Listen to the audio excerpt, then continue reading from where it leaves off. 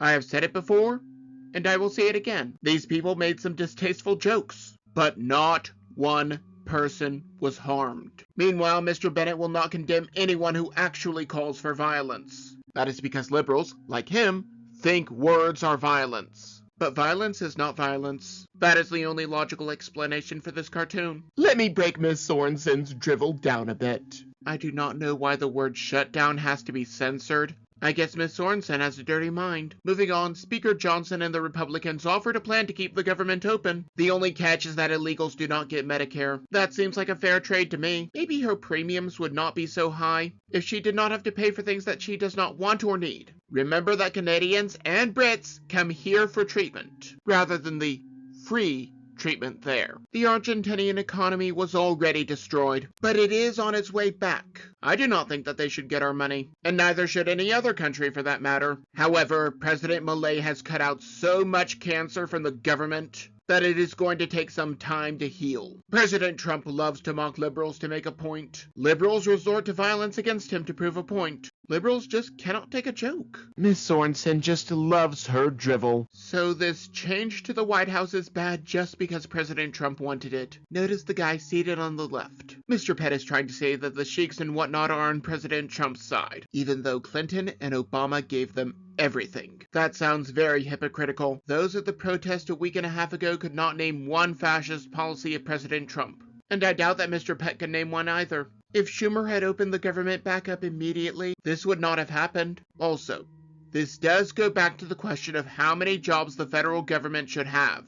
Why not just have those jobs authorized by the Constitution? Then we would not be having this conversation. Let me break Mr. Bowling's gibberish down a bit. There are two reasons why the National Guard would be needed. One, Immigration and Customs Enforcement is trying to arrest the illegals, but people who probably want to collect the bounties get in the way. Or two, the city is falling apart, such as Washington, D.C. or Portland, in which kids are no longer afraid to play outside, ever since the National Guard cleaned up the city. And if we look at these panels, it is not the National Guard who makes these arrests. They are there to protect ICE agents to whom you can show an ID. This is just fear-mongering. Again, liberals just cannot take a joke. But they are just fine with calling for violence. Mr. Bowling just loves his gibberish. We had similar reactions to getting rid of Aunt Jemima and the Land O'Lakes Indian. By the way, on that second one, they got rid of the Indian and kept the land. It is just that people were much more vocal this time, and the Overton window has shifted.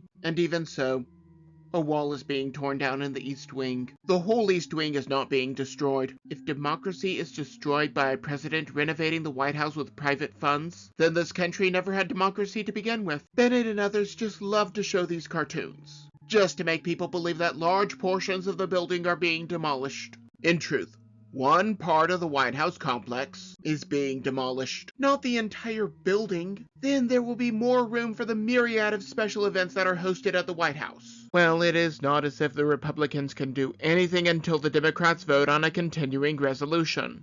It is like asking someone to cook a meal without bringing him the ingredients. The Democrats just want to do nothing in their game of chicken, because they care more about illegals getting Medicare than they care about furloughed government employees. I actually do not think that either is scary. One is the laws that we have on the government. The other is an enforcer of the just laws passed by said government. Only liberals and rhinos are scared of both. Of all the things to be scared of, they are scared of law and order. So according to people like Mr. Ariel, people who say insensitive things are worse than the people who do violent things. To my knowledge, he did not condemn Black Crimes Matter, nor did he condemn any assassination, attempted or otherwise, and he did not condemn the celebrations of either. Again, people like him think that words are violence, but actual violence is not violence. President Trump cannot turn the lights on, because the Democrats kept the power. As soon as they allow him to turn the lights on again, President Trump will turn on the lights. He got the Democrats an extra month to sign the continuing resolution,